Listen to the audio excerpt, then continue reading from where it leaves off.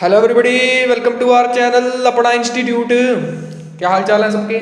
I hope सब बढ़िया होंगे। तो इस वीडियो से डिस्कस करेंगे क्लास 12 फिजिक्स के चैप्टर 1 जो कि हमने स्टार्ट किया था अपने चैनल पे, इलेक्ट्रिक फील्ड एंड चार्जेस। उसके पार्ट 1 में मैंने आपको चार्ज के बारे में बताया, उसकी कुछ प्रॉपर्टीज़ बताई, क्या होता है चार्ज, कैसे होता है। आज हम बेसिकली जो कह सकते हैं आप रियल क्लास 12 की फिजिक्स है, जो मतलब लेवल एडवांस लेवल है इसी चैप्टर का, कूलम्स लॉ से शुरू हो जाएगा बेसिकली कि मतलब क्या एडवांस जब हमने इस चैप्टर में पढ़ेंगे। तो आज से हम बेसिकली पार्ट 2 उसका बना रहे हैं जिस पे हम बात करेंगे कूलम्स लॉ की। आई होप आपने पार्ट 1 देख लिया होगा, नहीं देखा तो बेसिकली मेरा इसी चैनल पे आपको मिल जाएगा, आप सर्च करेंगे इंट्रोडक्शन टू अ चार्ज नाम से, पार्ट 1 इसी चैप्टर का, चैप्टर 1 ऑफ फिजिक्स का। तो चलिए स्टार्ट करते हैं इस पार्ट 2 को, कूलम्स लॉ को एक एक करके। तो देखिए कूलम्स लॉ बेसिकली, अब देखिए नीड क्यों पड़ी कूलम्स लॉ की? कूलम्स लॉ नाम से क्लियर है, कूलम जी ने दिया था। सर अब नीड क्यों पड़ी कूलम्स लॉ की? देखो भाई, कूलम लॉ की नीड इसीलिए पड़ी क्योंकि दो चार्ज इंटरेक्ट कर रहे थे। हमने देखा था पिछली वीडियो में, दो चार्ज थे सर, दो चार्ज, देखो दो चार्ज थे। जब दो चार्ज इंटरेक्ट करते हैं तो ये एक दूसरे पर फोर्स लगाते हैं। क्यों फोर्स लगाते हैं सर? क्यों फोर्स लगाते हैं? क्योंकि इन पर एक चार्ज है, जिस चार्ज की वजह से इनका नेचर है कि या तो अट्रैक्ट करेंगे दूसरे को, रिपेल करेंगे। अट्रैक्शन रिपल्जन में जो फोर्स लगती है उससे डील करता है कूलम्स लॉ, ठीक है। तो कूलम्स लॉ बेसिकली बात करता है बहुत तगड़ी, अभी हम आपको बाद में बताएंगे, लेकिन आपको ये समझना पड़ेगा कि जो कूलम्स लॉ है, कूलम्स लॉ है वो बात करता है मेनली पॉइंट चार्ज की। पॉइंट चार्ज पर ये सीमित है, पॉइंट चार्ज पर ये सीमित है, ठीक है। अब ये दो चार्ज ले लिए, मान लो मैंने plus Q1 charge plus Q2, negative भी ले सकते हैं, अभी प्लस से समझते हैं, ठीक है। एक प्लस Q1 चार्ज, एक प्लस Q2 चार्ज है, ठीक है। अब ये चार्ज एक दूसरे पर कितनी फोर्स लगाएंगे, ठीक है, हमें उसके बारे में चर्चा करनी है। बेसिकली कूलम्स जो साइंटिस्ट थे उन्होंने इसके बारे में चर्चा करी कि जब दो चार्ज होंगे तो ये एक दूसरे पर कितनी कितनी फोर्स लगाएंगे, ठीक है। और बेसिकली उन्होंने पॉइंट चार्ज पर चर्चा करी। अब यहाँ पर बच्चों को डाउट आता है कि सर पॉइंट चार्ज का मतलब क्या असली में? क्या पॉइंट चार्ज का ये मतलब है बिंदु स्वरूप चार्ज, बहुत छोटे छोटे चार्ज, बहुत छोटे छोटे चार्ज सर जो पॉइंट के स्वरूप हो, बस उन पर जितनी फोर्स लगेगी वो हम बेसिकली कैलकुलेट करेंगे।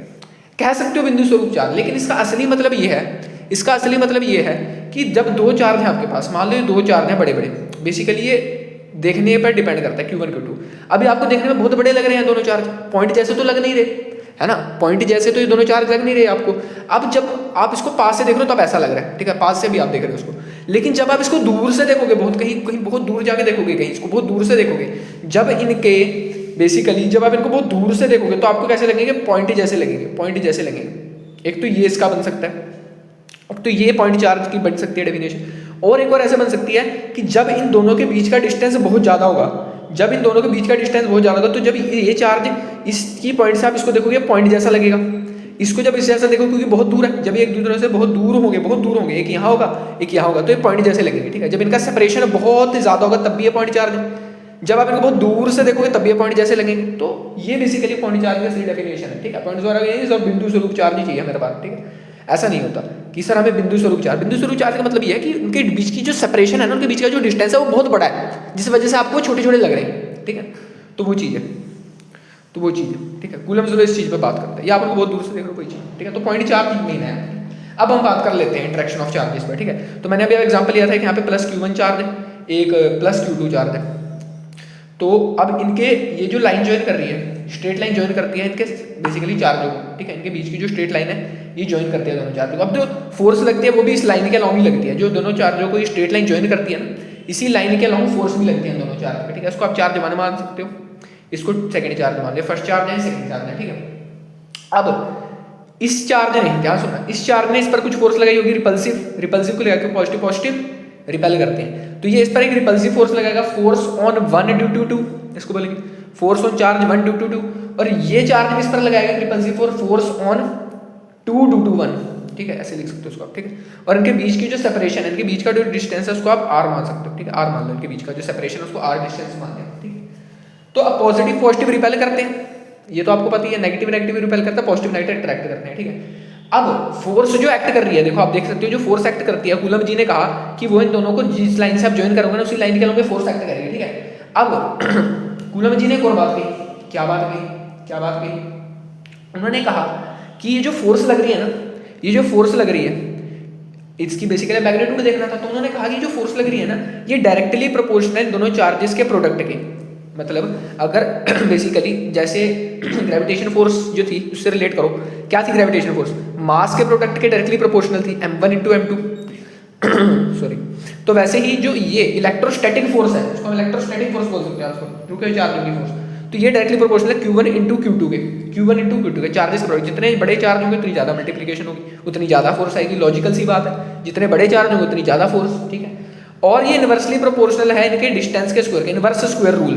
सर ये तो हमने ग्रेविटेशन में भी देखा था, ग्रेविटेशन में भी देखा था कि जितना दूर लेके जाओगे दोनों चार्जों को, जितना दूर लेके जाओगे दोनों चार्जों को, जितना दूर लेके जाओगे दोनों चार्जों को, तो इनकी फोर्स कम हो जाती है, ठीक है। वही चीज़ है, इंटेंसिटी कम हो जाती है फोर्स की जितना दूर लेके जाते हैं, ठीक है। तो वो चीज़, तो यहाँ से हमने इन दोनों कंबाइन किया, फोर्स हमने इन दोनों को कंबाइन किया, क्या कंबाइन किया सर, हमें पता है कि सर फोर डायरेक्टली प्रोपोर्शनल है Q1 इंटू Q2 के मल्टीप्लिकेशन और R के स्क्वायर के, इन दोनों को कंबाइन करके लिख दिया। ये फोर्स कौन सी है, इलेक्ट्रोस्टैटिक फोर्स, जो चार्जेस की फोर्स है E। तो ये है। अब जब प्रोपोर्शनैलिटी का साइन हटता है तो एक कांस्टेंट आता है, कांस्टेंट आता है, तो वो कांस्टेंट इस केस में आता है, बेसिकली वो कांस्टेंट इस केस में आता है K, तो इसको हम लिखते हैं K Q1 Q2 by R square, ठीक है। तो वो कांस्टेंट इस केस में आता है K। अब ये K कहाँ से आ गया सर, ये K कहाँ से आ गया, इस K को क्या बोलेंगे, तो बेसिकली ये जो K है, ये जो K है, ये जो K आया आपको, ये जो K आया है, इसको आप बोलते हो बेसिकली कांस्टेंट है, कांस्टेंट है, कांस्टेंट वैल्यू होती है इसकी, ठीक है। तो ये जो K है, इसकी जो वैल्यू है वो डिपेंड करेगी मीडियम पर, तो कहाँ, एक मिनट यहाँ लिख देता हूँ, K की जो वैल्यू है ना वो डिपेंड करेगी मीडियम पर, ये कांस्टेंट है, जो कि ये हटता है तो कांस्टेंट आता है, इसकी वैल्यू डिपेंड करेगी मीडियम पर, इसकी वैल्यू डिपेंड करेगी मीडियम पर, अलग अलग मीडियम के लिए इसकी वैल्यू अलग अलग, एयर में इसकी वैल्यू कुछ और होगी, वैक्यूम में इसकी वैल्यू कुछ और होगी, और क्या कहते हैं सॉलिड में कुछ और होगी, लिक्विड में कुछ और होगी। और देखो इसी वजह से, देखो इसकी वैल्यू अलग अलग हो रही है, इसी वजह से जो फोर्स है डिपेंड करती है मीडियम पर भी। कूलम जी ने एक और बात भी कही थी कि जो फोर्स है ना, ये इलेक्ट्रोस्टैटिक, ये जो दो चार्जेस के बीच की फोर्स है, ये डिपेंड करेगी मीडियम पर भी, जिस अलग अलग मीडियम में अलग अलग फोर्स आएगी। दो चार्जेस हैं, उनको आपने पकड़ के एयर में रख दिया, उसकी कुछ फोर्स आपने देखी, उन्हीं चार्जेस को पकड़ के आपने ऑयल में डाल दिया, लिक्विड में डाल दिया, तो उनकी फेज की फोर्स अलग होगी, क्यों, क्योंकि मीडियम अलग हो रहा है, मीडियम पर डिपेंड करेगी ये फोर्स। वहीं जो ग्रेविटेशन फोर्स आपने देखी वो किसी मीडियम पर डिपेंड कर रही थी, नहीं कर रही थी, जहां मर्जी रख दो ऑब्जेक्ट को धरती पर वो अट्रैक्ट करेगी ही करेगी, उसको सॉलिड में रख दो, लिक्विड में रख दो, गैस में रख दो, ऑयल में रख दो, अर्थ पर होना चाहिए बस, वो अट्रैक्ट करेगी, mg फोर्स ही लगाएगी उसके। लेकिन यहाँ पर अलग होता है, क्यों अलग होता है, क्योंकि ये जो K है ना कांस्टेंट इसका, ये डिपेंड करता है किस पर, मीडियम पर, अलग अलग मीडियम के लिए इसकी वैल्यू अलग अलग आती है, ठीक। तो ये आपको ध्यान रखना, ठीक। इसकी वैल्यू बेसिकली क्वेश्चंस में आपको जनरली दे देते हैं। तो ये कूलम्स लॉ था, ये कूलम्स लॉ था। K पर बेसिकली जो K होता है ना इसका कांस्टेंट, इसका फॉर्मूला होता है K/1/4 पाई एप्सिलॉन, इसको बोलते हैं एप्सिलॉन, इसको बोलते हैं एप्सिलॉन, ये बेसिकली सिंबल होता है, एप्सिलॉन बोलते हैं इसको। ये सिंबल होता है किसके लिए, परमिटिविटी के लिए। परमिटिविटी से नेक्स्ट लेक्चर आएगा ना जो, उसमें हम डिस्कस करेंगे परमिटिविटी के बारे में। बस इतना समझो कि जो K कांस्टेंट है इसका फॉर्मूला होता है 1/4 पाई इंटू एप्सिलॉन, एप्सिलॉन मतलब क्या, परमिटिविटी, ठीक है। तो इसका ये फॉर्मूला होता है, ठीक है, ये आपको ध्यान में रखना, ये क्या कांस्टेंट है।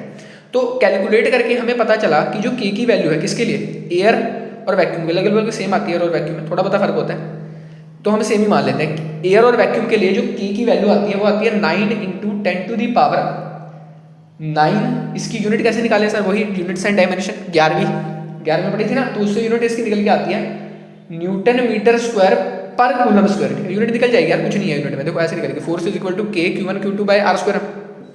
इसको उधर ले जाओ तो force into R square by Q1 Q2 ही आएगा आपका, क्या K आएगा। तो फोर्स की यूनिट क्या होती है, न्यूटन होती है, न्यूटन लिखा हुआ है। R स्क्वायर, R की यूनिट मीटर होगी, मीटर स्क्वायर क्योंकि स्क्वायर है, मीटर स्क्वायर हो गया, डिवाइड में क्या है कूलम इंटू कूलम, यानी कि कूलम स्क्वायर। तो ऐसे इसकी यूनिट आती है, ठीक है। तो एयर और वैक्यूम के लिए इसकी यूनिट ये आती है, ठीक है। तभी आपको बेसिकली ये याद कर सकते हैं, वैल्यू ऐसे तो क्वेश्चन में जनरली दी जाती है, ठीक है।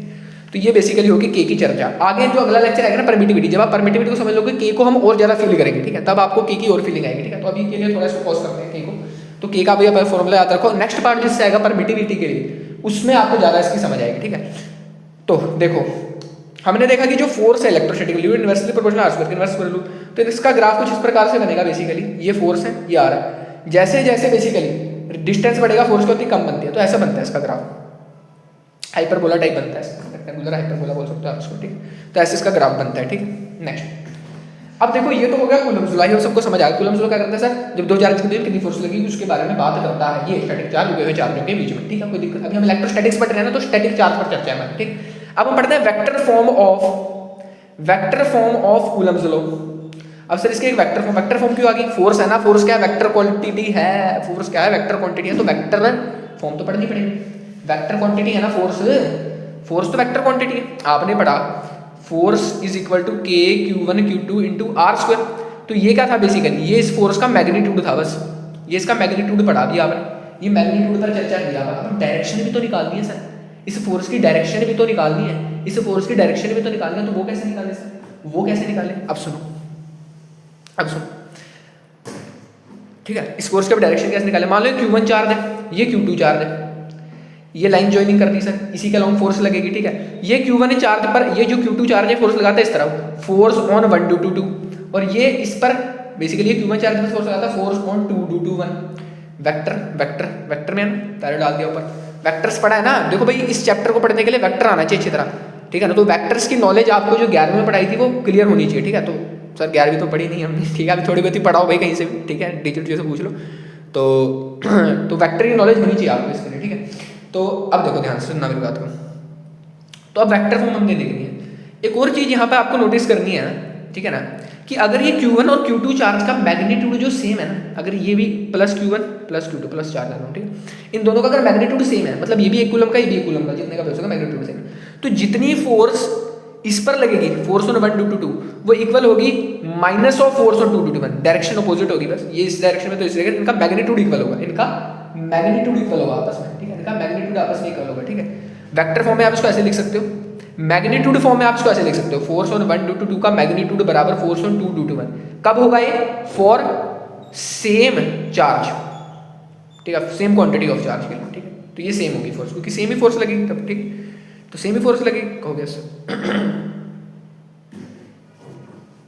सेम चार्ज देखो, ठीक है ना, सेम चार्ज के लिए सेम फोर्स, देखो ऐसे मतलब सेम चार्ज का मतलब ही समझो, सेम चार्ज का मतलब यहाँ पे ये है कि यही दोनों चार्ज पे आप बात कर रहे हो, इस चार्ज पर जब आप फोर्स देखोगे वो इस तरफ लगेगी, कैसे लगेगी, इस चार्ज पर जब आपने फोर्स निकाली है तो वो क्या है, के Q1 Q2 by are square उतनी ही है सर।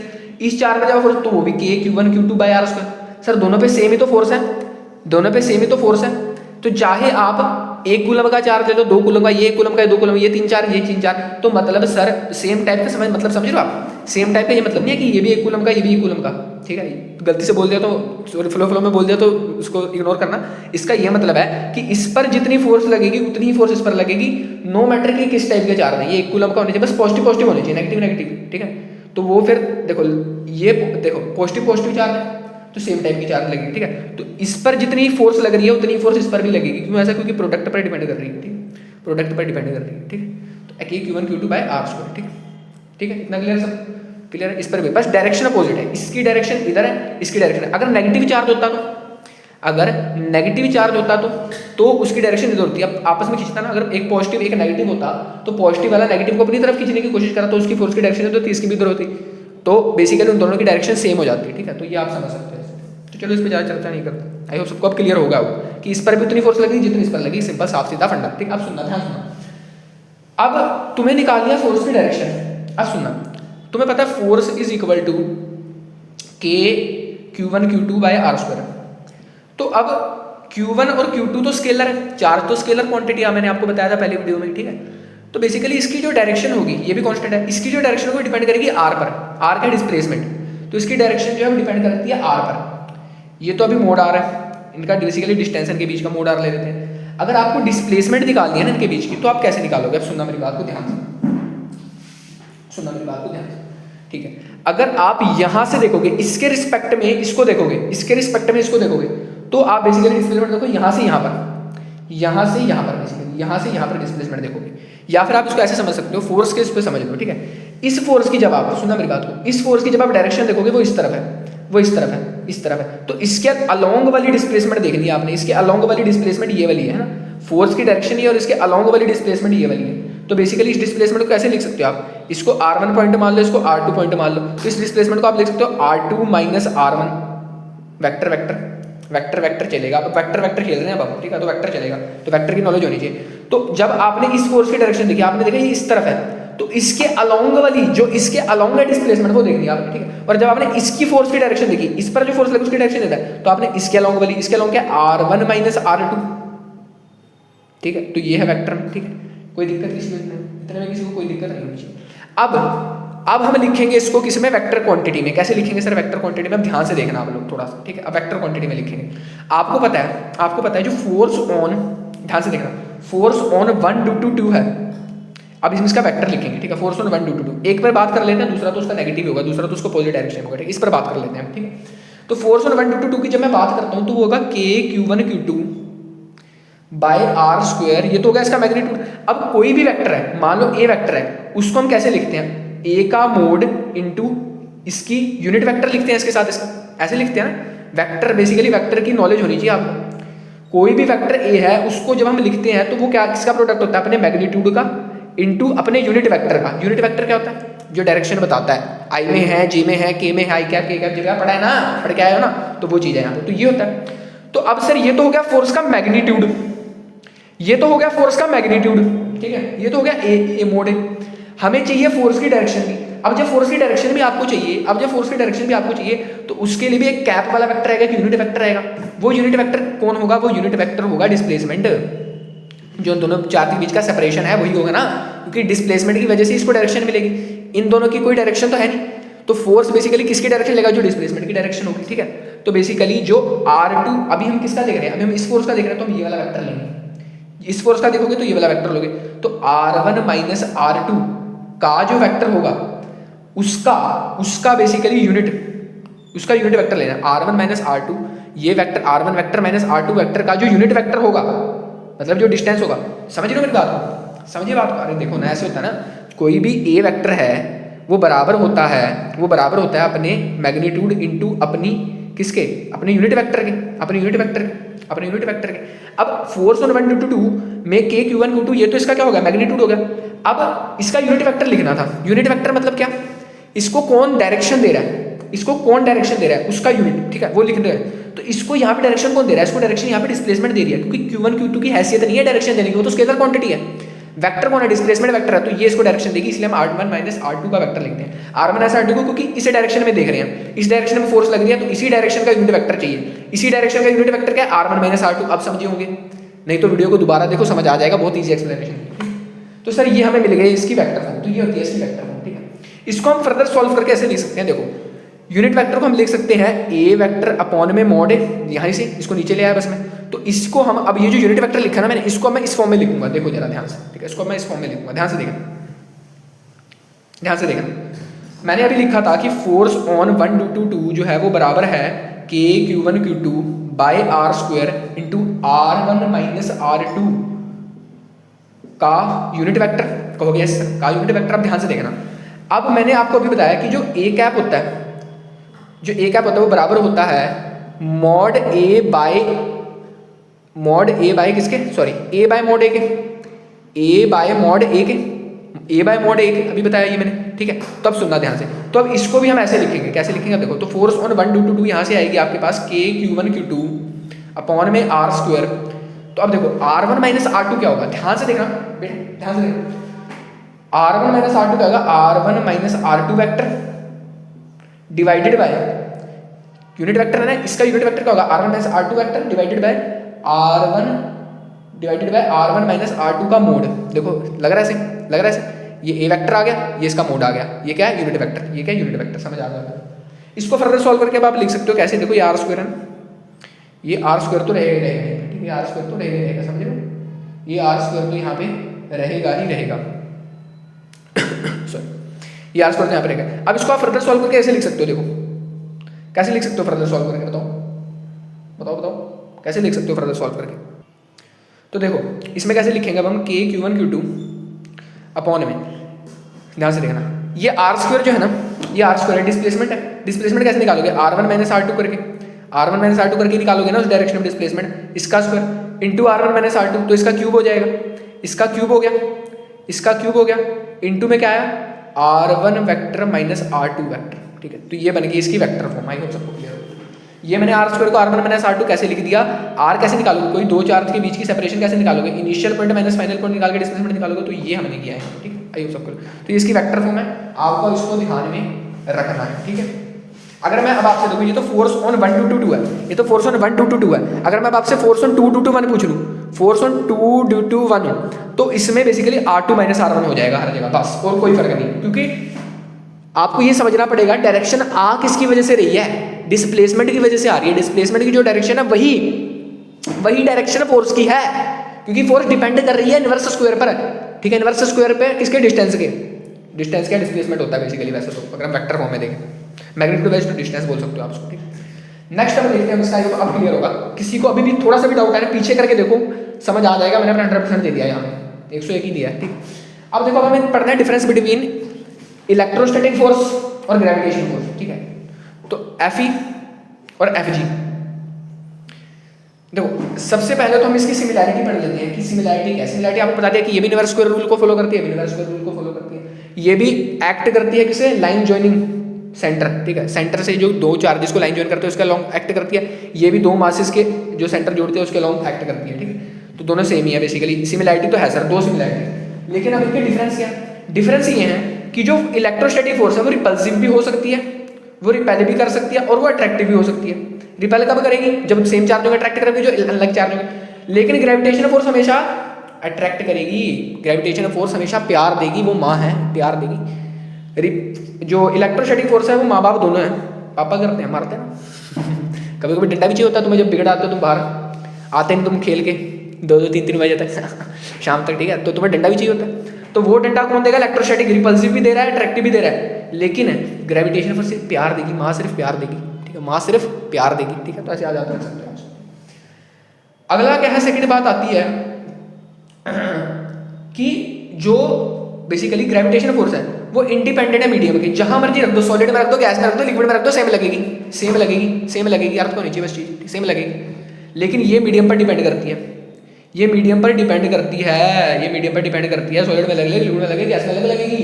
समझ रहे हो, समझ रहे हो, समझ रहे हो, ठीक है। ऐसा क्यों होता है सर, कभी सोच के देखो, ऐसा क्यों होता है कि इलेक्ट्रोस्टैटिक फोर्स मीडियम पर डिपेंड करके ग्रेविटेशन नहीं करके, ऐसा क्यों हो रहा है, ऐसा क्यों हो रहा है, ऐसा क्यों हो रहा है कभी सोचा तुमने, सोच के देखना यार। किसी को अगर तुम्हें इसका थोड़ा आइडिया मिले ना तो मुझे कमेंट में बताना। और अगर तुम ये जानना चाहते हो ऐसा क्यों हो रहा है, आउट ऑफ द कंटेक्स्ट कुछ जानना चाहते हो, तो आप मुझे से कमेंट में पूछ सकते हो, ठीक है। हम इसको थोड़ा सा खोजने की कोशिश करेंगे, ऐसे तो मैं आइडिया तुम्हें देने की कोशिश करूँगा। देखो जो फोर्स आई हमारी वो K(Q1Q2/r² आई, ठीक है। मैं ज़्यादा इसमें बताता नहीं हूँ, बच्चे कहते हैं सर आउट ऑफ कंटेक्स्ट जा रहे हो आप, ठीक है। देखो तो ये इतनी आई, ये इतनी आई। अब जब दो चार्ज को आपने किसी सॉलिड में रख दिया, सॉलिड में रख दिया, लिक्विड में रख दिया, गैस में रख दिया, तो देखो सॉलिड के जो पार्टिकल्स है वो टाइटली पैक्ड है, वो पास पास है, उनमें इलेक्ट्रॉन प्रोटॉन भी है, जिस वजह से अट्रैक्शन रिपल्सन होती है तो चार्ज कम हो जाता है। ऐसा आप सोच सकते हो उसको। लिक्विड में दूर दूर है तो थोड़ा कम होता है, गैस में और कम होता है, तो ऐसे आप सोच सकते हो उसको। आगे हम परमिटिविटी पढ़ेंगे, उससे आपको और समझ आएगा, ठीक है, उससे आपको और समझ आएगा, ठीक है। तो ये बेसिकली इसके बीच की क्या होगी, डिफरेंस होता है, ठीक है, डिफरेंस होता है। अब देखो लिमिटेशंस भी हैं कुछ कूलम लॉ की, ऐसा तो है नहीं भाई इसने यूनिवर्सल लॉ बना दिया भाई साहब। लिमिटेशंस भी हैं कुछ, ऐसा नहीं यूनिवर्सल। लिमिटेशंस क्या है इसकी, पहली लिमिटेशन है कि ये एक्सटेंडेड चार्ज पर नहीं लगता, ये पॉइंट चार्ज पर बातें करता है। एक्सटेंडेड चार्ज मतलब बड़े बड़े चार्ज, आप भाई साहब positive positive positive positive positive, बहुत ज़्यादा पॉजिटिव चार्ज है, वो बस एक पॉजिटिव चार्ज पर बात करेगा एक्सटेंडेड चार्ज पर नहीं लगता, पॉइंट चार्ज पर वैलिड है, ठीक है। सेकंड इसकी एक्सेप्शन ये है कि दोनों चार्जेस रेस्ट पर होने चाहिए। इलेक्ट्रोस्टैटिक पर बात कर रहे हैं, कोई भी मोशन में नहीं होना चाहिए चार्ज, ठीक है, कोई भी मोशन में नहीं होना चाहिए चार्ज। हाँ एक कंडीशन में काम करता है कि जब एक चार्ज मोशन में हो, एक चार्ज मोशन में हो और एक चार्ज रेस्ट पर हो, तब भी ये काम कर जाता है, कोई दिक्कत नहीं है, तब भी ये चल जाता है। हमने एक्सपेरिमेंट पता किया, तब भी ये चल जाता है। लेकिन दोनों मोशन में होंगे तब ये बिल्कुल नहीं चलेगा, तब ये बिल्कुल नहीं चलेगा, तब ये बिल्कुल नहीं चलेगा। इसमें सिर्फ बहुत रेस्ट पे होने चाहिए, दोनों मोशन में कभी नहीं होने चाहिए। एक मोशन में एक रेस्ट में चल जाएगा, कोई दिक्कत नहीं, एक तो रेस्ट में है ना, एक के लॉन्ग तो निकाल लेंगे, फिर वही सेम आ जाएगी, ठीक है ना, तो कोई दिक्कत नहीं, ठीक। तो ये बेसिकली इसके लिमिटेशन हो गए, ठीक है, ये सबको क्लियर होगा। अब हम पढ़ते हैं लास्ट टॉपिक आज का, principle of superposition of charges. Superposition of charges का क्या मतलब है, ध्यान से सुनना। आपने बेसिकली सुपरपोजिशन ऑफ पिछले साल मेरे ख्याल ग्रेविटेशन फील्ड था कुछ ऐसा, वो पढ़ा होगा, तो उसी के जैसे सेम Q1 Q2 मान लो दो चार्ज है, तो ये इस पर कुछ फोर्स लगाएगा, अगर पॉजिटिव है रिपल्सिव, ये भी इस पर फोर्स लगाएगा, तो ये तो फोर्स होगी, फोर्स लगाएगा, कहोगे ऐसा। अगर मैं तुमसे कहूँ अब तीन चार्ज है, Q1 Q2 Q3, ये तीन चार्ज है। अब सुनना मेरी बात, मैं तुमसे पूछूं कि मुझे बताओ फोर्स ऑन तुम बता दो मुझे चार्ज 3, फोर्स ऑन 3 बता दो मुझे, 3 पर कितनी फोर्स लगेगी, 3 पर कितनी फोर्स लगेगी। तो भाई कूलम जी ने कहा, देखो अब आपको साफ दिख रहा है कि तीन चार्ज हैं, तो ये चार्ज भी इस पर कुछ फोर्स लगाएगा, ये चार्ज भी इस पर कुछ फोर्स लगाएगा, ये चार्ज भी इस पर कुछ फोर्स लगाएगा। तो अब ये चार्ज और ये चार्ज बेसिकली अब एक दूसरे के इन्फ्लुएंस में अपनी फोर्स को चेंज नहीं कराएंगे। समझ रहे हो बात को, कि ये अभी भी उस पर उतनी फोर्स लगाएगा जितनी पहले लगाता था जब ये कल्ले होते थे, जब ये उतनी चार्ज नहीं था, और ये अभी भी उस पर उतनी चार्ज लगाएगा जब ये दोनों कल्ले लगाते थे, ठीक है। लेकिन अब फर्क क्या आ जाएगा कि जो रिजल्टेंट फोर्स आएगी वो अलग होगी। रिजल्टेंट फोर्स क्या होगी, इन दोनों का वेक्टर सम होगी। जो ये फोर्स लगा रहा है, force of this, force of 2 plus force of 1 का, इस वाली फोर्स का, ये जो इस पर फोर्स लगा रहा है उसका ये वेक्टर सम होगी, ठीक है। क्वेश्चन से बेसिकली याद समझ आता है, उसका वेक्टर सम होगी, ठीक है, उसका वेक्टर सम होगी। अगर एक और चार्ज होता तो उसका भी वेक्टर सम कर देते। ऐसे करते करते अगर n चार्जेस होते हैं उनका वेक्टर सम करते रहो आप, ठीक है, तो आपको फोर्स मिल जाएगी किसी एक चार्ज में, ठीक है। मतलब इसका ये मतलब है कि ये इन दोनों के बीच की जो पहले फोर्स लगा भी वो उतनी है, वो बदल नहीं रही है, वो बदल नहीं रही है, बस नेट फोर्स में चेंज क्यों आ रहा है, क्योंकि सारी फोर्सेज ऐड हो रही हैं, सारी फोर्सेज ऐड हो रही हैं। ऐड क्यों कर रहे हैं, क्योंकि रिजल्टेंट चाहिए। तो ये बेसिकली सिंपल सी इसकी बात है, ठीक है, सिंपल सी इसकी बात है। इसकी बेसिकली अगर आपको डिफाइन जाना है तो उसकी डिफाइन है in the system of n charges, n charge कोई भी n charge 1 2 3 4 5 6 the net force कोई भी नेट फोर्स है किसी वन चार्ज पर क्या होगी, वो वेक्टर सम होगी सारी फोर्सेस का जो कि बची हुई चार्जेस पे है, ठीक। तो ये इसकी बेसिकली आप डिफाइन भी याद कर सकते हो, कोई मुश्किल डिफाइन नहीं है, ठीक। तो इस पर एक मैं न्यूमेरिकल करा देता हूँ छोटा सा, पॉलीगन टाइप न्यूमेरिकल इस पे बहुत पूछे जाते हैं बोर्ड्स में, ठीक है। पॉलीगन टाइप न्यूमेरिकल आता है इसमें कि सर ये एक ट्रायंगल है इक्विलेटरल, इसके यहाँ पर Q1 Q2 Q3 चार्ज या Q plus Q same magnitude का ले लो, ठीक है, प्लस Q चार्ज, ठीक है। ए इसकी साइड है, ठीक है, ए इसकी साइड है। आपको एफ नेट पता करनी है, फाइंड ये वर्टेक्स ले लो A B C, ठीक है। आपको find F net on charge at C, ये C वर्टेक्स पे, इस पर आपको एफ नेट निकालनी है, ठीक है। तो इस पर आपको एफ नेट कैसे निकालोगे, देखो ये प्लस Q चार्ज है एक कोने पे ट्रायंगल के, इस पे अगर आपको एफ नेट निकालना है तो देखो इस पर एक तो ये फोर्स लगाएगा, कहाँ फोर्स लगाएगा, किस लाइन में लगाएगा, जो इन दोनों को ज्वाइन कर रही है, ये लाइन इनको ज्वाइन कर रही है, तो यहाँ पे एक फोर्स यहाँ लगेगी इसकी, कोई दिक्कत किसी को नहीं सर। ये कोई force on C due to, इसको A मान लो, इसको B मान लो, इसको C मान लो, force on C due to A। एक फोर्स ये लगाएगा इस पर, वो कैसी होगी, इस लाइन में, लाइन ज्वाइनिंग पे लगाते हैं ना फोर्स, कूलम्स लो पढ़ा है ना। तो इस पर फोर्स लगेगी, वो होगी force on C due to B, ठीक है। अब एक फोर्स इधर लगी, एक फोर्स इधर लग रही है, इस पे इनका क्या लेना है, रिजल्टेंट लेना है। क्या बोला था इनका, रिजल्टेंट लेना है, इनका रिजल्टेंट लेना है, ठीक है। तो जानते हो ना रिजल्टेंट कैसे लेते हैं, या भूल गए, समझो अब कैसे लेते हैं रिजल्टेंट, देखो समझ लो थोड़ा सा। देखो मैं आपसे पूछता हूँ कि सबसे पहले मुझे इसका मैग्नीट्यूड बताओ, इसका मैग्नीट्यूड बताओ एफ सी ए का force on C due to A का मैग्नीट्यूड क्या होगा, Q1 into Q2 same charge है तो Q स्क्वायर बाय इन दोनों के बीच का सेपरेशन क्या है A, तो A का स्क्वायर। अभी सिर्फ मैग्नीट्यूड की बात करनी है, ठीक है, मैग्नीट्यूड। अब मैं आपसे पूछता हूँ force on C due to B कितना होगा, वो भी इतना ही होगा सर, क्योंकि चार्जेस सेम है, सेपरेशन सेम है, तो ये दोनों फोर्सेस सेम होगी। इसको हमने कुछ F मान लिया अभी थोड़ी देर के लिए, ठीक है, तो उनको F मान लिया हमने, इन दोनों फोर्सेस सेम होगी। अब F नेट निकालना है सर, तो F नेट कैसे निकालोगे, नेट फोर्स कैसे निकालोगे, वेक्टर सम, वेक्टर कैसे निकालते हैं, जब दो लो पैरेललोग्राम लो लगाओ ना, तो ये रिजल्टेंट होगा। रिजल्टेंट का मैग्नीट्यूड कैसे निकालते हो, रिजल्टेंट का मैग्नीट्यूड, रिजल्टेंट होता था जो उसका मैग्नीट्यूड कैसे निकालते थे, A square plus B square plus 2AB cos theta. भूल गए क्या यार, भूल बहुत जल्दी जाते हो। वैसे यहाँ पे रिजल्टेंट क्या, फोर्स नेट है, नेट फोर्स ही रिजल्टेंट है, F ही है दोनों, तो F square plus 2AB cos. अब सर एंगल क्या डालें, ये एंगल तो हमें पता ही नहीं, क्यों नहीं पता भाई, इक्विलेटरल ट्रायंगल के सारे एंगल 60 डिग्री के, तो ये 60 तो वर्टिकली अपोजिट एंगल से ये भी 60, तो cos 60 आ जाएगा। तो इसको जब आप सॉल्व करोगे cos 60 1/2 कर करके, तो ये आपका आ जाएगा √3 टाइम्स ऑफ F। F की वैल्यू यहाँ से पुट कर दो, बस ये मैग्नीट्यूड आ गया चार्ज का जो इस पर लगेगी। मतलब ये जो C चार्ज है इस पर इस तरफ भी फोर्स लग रही है, इस तरफ भी, तो इन दोनों फोर्स के जो रिजल्टेंट आया, मतलब इस तरफ भी इस पर फोर्स लगी जा रही है, इस तरफ भी लग रही है, तो ये इधर जाने लग गया, ऐसे इधर जाने लग गया, ठीक। तो ऐसे आप निकाल सकते हो इसको, कोई दिक्कत किसी को इसमें नहीं होनी चाहिए। तो ये बेसिकली न्यूमेरिकल आते हैं ऐसे इस पर, ठीक है। थोड़ा सा फील दे दिया आपको कैसे रिजल्टेंट चार्ज मैग्नीट्यूड आप इसका निकाल सकते हो। इसके लिए आपको वेक्टर की नॉलेज होनी चाहिए, ठीक है। तो आज के लिए इतने रखते हैं, सबको क्लियर होगा, ठीक है। समझ आया तो मुझे बताना, बढ़िया लगे कैसे लगे, तो फील देने की पूरी कोशिश करिए। बेसिकली फोर्स आया, ठीक है, फोर्स लग रही है, दोनों चार्ज की तरह एक दूसरे को धक्के मार रहे हैं, ठीक है। तो वो फोर्सेज है बेसिकली दो चार्ज के बीच में, तो क्या कहें इसके बारे में। तो आज के लिए इतना ही रखते हैं यार, आज के लिए इतना ही। बढ़िया लगे तो बताना, नहीं लगे तो भी बताना कुछ इंप्रूवमेंट हो सके तो वो भी बताना, ठीक है। आज के लिए इतना ही रखते हैं, थैंक यू वेरी मच। और पढ़ते रहो, मस्त रहो, और जो पढ़ा है उसको ज़िंदगी में उतारते रहो। Thank you very much, stay safe at your homes, thank you.